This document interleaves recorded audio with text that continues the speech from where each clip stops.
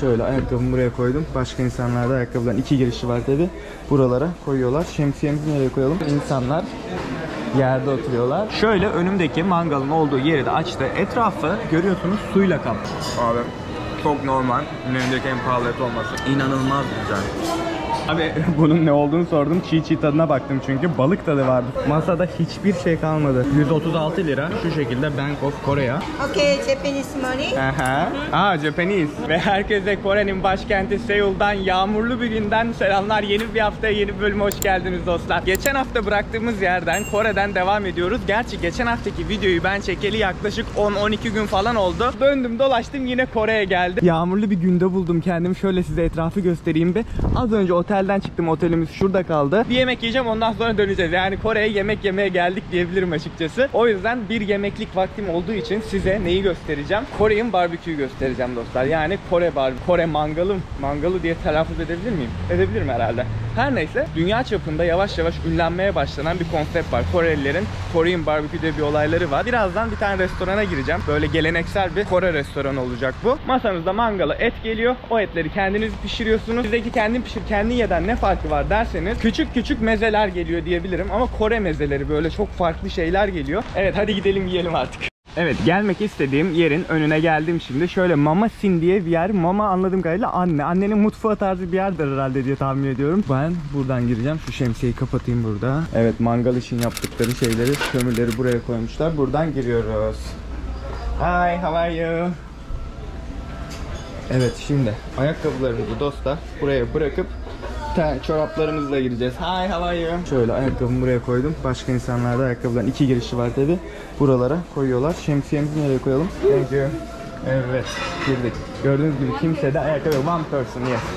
Kimsede ayakkabı yok gördüğünüz gibi. İnsanlar yerde oturuyorlar. Evet, şöyle oturmak için iki tane koyalım da yumuşak olsun. Çantamızı attım. Evet, yere oturduk dostlar gördüğünüz gibi. Şöyle odaya geçmek istemiştim. Şöyle gördüğünüz odalardan var ama orası rezerveymiş. Sadece tabii Korean barbekü yapmıyorlar. Gördüğünüz gibi arkadaş çorba içiyor mesela şurada. Şimdi masamızı ayarlayalım. Bunun içinde suyumuz var. Bardakları çok tatlı bu arada. Yamuk yumuk. Burada şu şekilde serpme kahvaltı tarzı öğlen yemeği de veriyorlar görüyorsunuz. Şu anda tabii akşam oldu. Türkiye saatiyle öğlen gerçi. Ben şu an öğlen yemeği yiyorum diyebilirim size. Daha doğrusu kahvaltı her neyse. Şimdi buradan etlerimizi seçeceğiz dostlar. Geçen geldiğimizde şu dana etinden yemiştik. Çok güzeldi. O yüzden bundan yemek istiyorum yine. Fiyatları çevirmek için dostlar şöyle bir uygulama kullanıyorum. XE diye. Bunu offline internetiniz olmadığı zaman da kullanabiliyorsunuz. Burada bütün dünya ülkelerinin para birimlerine güncel olarak yazıyor zaten. Mesela şu 250 gramlık şu etten 400 liraya denk geliyor. Ondan sonra şu da mesela 260 liraya falan denk geliyor. Evet dostlar, siparişimi verdim. Şimdi yukarıdan şöyle bir boru indi. Alüminyumdan yapılmış görüyorsunuz. Şöyle aşağıya doğru uzanıyor bunlar. Bazen yukarı bazen aşağıya doğru ayar yapabiliyorsunuz. Şöyle önümdeki mangalın olduğu yeri de açtı. Etrafı görüyorsunuz suyla kaplı. Tam olarak neden burada su olduğunu bilmiyorum ama tahmin ettiğim kadarıyla etin kurumaması için. Çünkü burada yediğim etler genellikle hiçbir zaman kurumuyor abi. Evet, beklediğimiz mezelerimiz geldi şimdi. Tek tek önüme koyuyor. Görüyorsunuz baya bir meze var. Sarımsak, marul. Şunun adını bilmiyorum ama tadı çok güzel oluyor. İçinde fındık falan var. Bir tane özel soslu soğan. Tam olarak nasıl yapıyorlar bilmiyorum. Biber var. Diğerini ilk defa gördüm. Daha önce yoktu. Bu bir tane sebze. Bunun da adını bilmiyorum. Yanında noodle gibi bir şey var. Soya, özür dilerim. Soya var. Kimchi var. Bir de orada yine biber var. Aynen, biber var. Birkaç bir şey daha gelecek yanlış hatırlamıyorsam. Ama gördüğünüz gibi şu an masa doldu abi zaten. Bu arada size su dediğim şey su değilmiş, çaymış. Yani şu şekilde çayı göstereceğim size. Çok renkli değil, bayağı su gibi duruyor. İlk etim geldi bu arada. Et bu şekilde geliyor görüyorsunuz. Bütün halinde.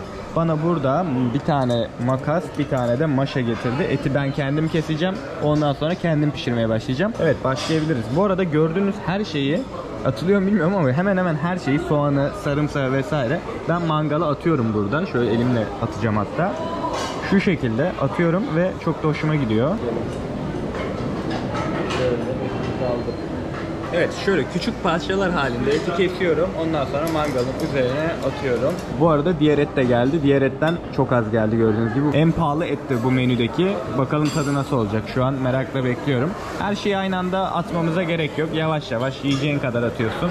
Bu arada mantarı da atalım. Şöyle kocaman mantarları var görüyorsunuz. Bayağı efsane duruyor. Mantar nasıldı? Ne kadar kaldı? Şöyle görüyorsunuz. Evet, sıra mantarda. Mantarı yiyelim.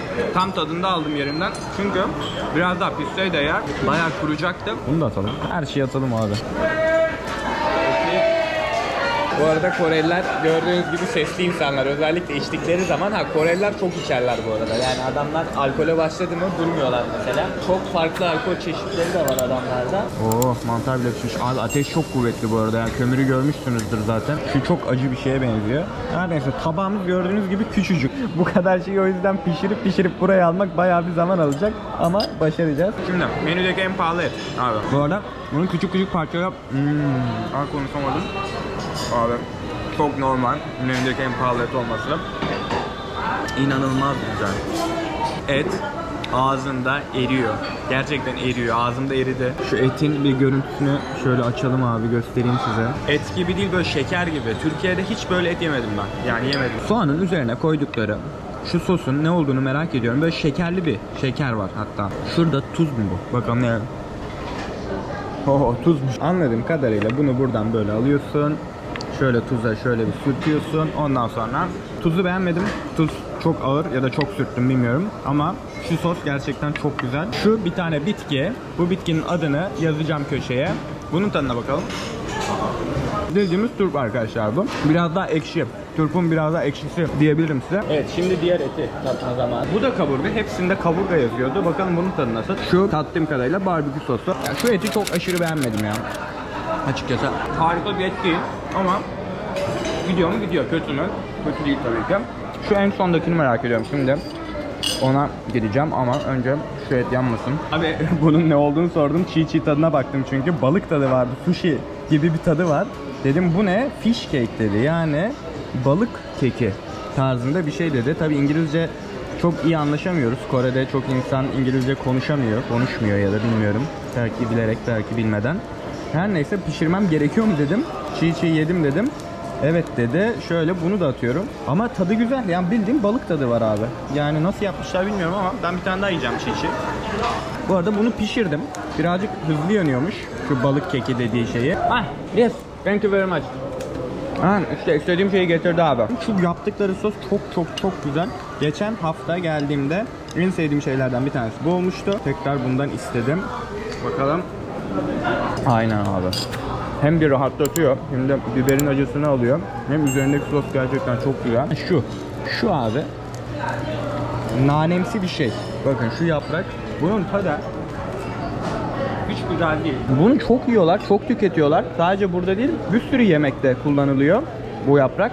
Neden yediklerini tam olarak bilmiyorum. Seviyorlar demek ki. Onun dışında her şeyi tattık mı? Her şeyi tattık. Bir tek kabağı tatmadık. Kabak nerede? Acılı kabak. Gel bakayım buraya. Onu da beğenmedim. Yok abi. Burada en güzelleri bu elma, sarımsak, şu et, bir de kimchi. Yani en güzelleri bunlar.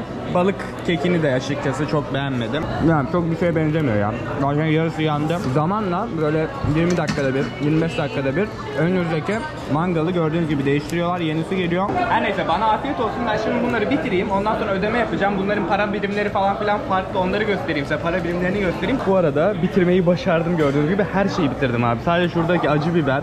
Onu bitiremedim. Onun dışında masada hiçbir şey kalmadı. Abi birazdan dostlar para ödeyeceğim. Kredi kartı da geçiyor, nakit de geçiyor. Size adamların paralarını göstereyim ben bu arada. Abi won geçiyor burada, tamam mı? 10.000 won ne dedik? 136 lira dedik. Yani şu 136 lira şu şekilde Bank of Korea. Diğer tarafında da Kore alfabesi var. Yine ünlü simalarını görüyoruz. Hepsinde aynı kişi mi var? Gerçi adamların hepsi de birbirine benziyor. Biraz ırkçılık olacak belki ama yani birbirine benzedikleri için şu adamla şu adam aynı kişi olabilir. Bir de böyle bozuk paraları var abi adamların. Şu 500 mesela. Bir tane içecek getirdiler önüme. Bu arada ben size paraları anlatırken şu paraları bir anlatayım da. Thank you. Wait a minute. Okay. Okay. Alright. You will help me. Okay. Okay. Okay. Japanese, sorry. Okay, Japanese money. Aha. Japanese. Okay. Japon parasıymış ya. Kore değilmiş. Sorry. Okay. Japanese money. Japanese again? Abi bütün Japon paralarını toplamışım. Teyze geldi. Önümdeki paraları anlatırken ben size aldı. Bütün paraları yan tarafta saydı. Gerçekten tam bir aile, tam bir teyze işletmecisi. Sanki Türkiye'nin bir köyünde, kasabasındaymışım gibi. Korelilerle herhalde bu yüzden iyi anlaşıyoruz. Bayağı bildiğin çok samimi bir şekilde paraları topladı önümden, aldı, saydı, götürdü. 36.000 won vermişim dostlar. 500 lira. 500 lira vermişim abi şu yemeğin tamamına. Evet, ödememizi yaptık. Paraları gösterdik. Ne yapıyoruz? Kalkıyorum artık ya. Yeter. Masayı çok işgal ettim. Evet, mekandan çıkıyoruz. Ayakkabılarımızı geri aldık. Mutfağımız şurada. Bye. Çok tatlı insanlar ya. Gerçekten yani. Bu arada Türk olduğumu falan söylemedim. Sormadılar. Evet, kendimi dışarıya attım. Vay be. Ama iyi yedik. Gerçekten İyi yedik. Yani çok güzel, çok tatlı bir ortam. Cana yakın bir ortam. Bize çok uzak olmayan bir ortam. Kore barbeküsü bu şekildeydi. Kore ile ilgili daha çok fazla video çekeceğim. Buraya çok gelmek istiyorum. Daha uzun uzun umarım Seul şehrine tekrar ineceğiz. Orada 6-7 saat gezdim ama hiçbir şey yapamamış gibi hissediyorum kendim. Çünkü yapacak çok fazla şey var. Güzel bir ülke, hoş bir ülke. Umarım izlerken keyif almışsınızdır ve umarım Kore barbeküsü deneme şansınız belki Türkiye'de, belki başka bir ülkede, belki Kore'de olur. Mutlaka denemenizi tavsiye ederim. Beğendiyseniz beğen butonuna basmayı unutmayın. Önümüz hafta yeni bir ülkede yeni bir macerayla görüşmek üzere. Kendinize iyi bakın. Hoşçakalın. Same. I have already. Okay. Too much. Cheers, cheers. Cheers. Okay. Thank you very much. Gerçekten şemsiyemi unuttum. Allah'tan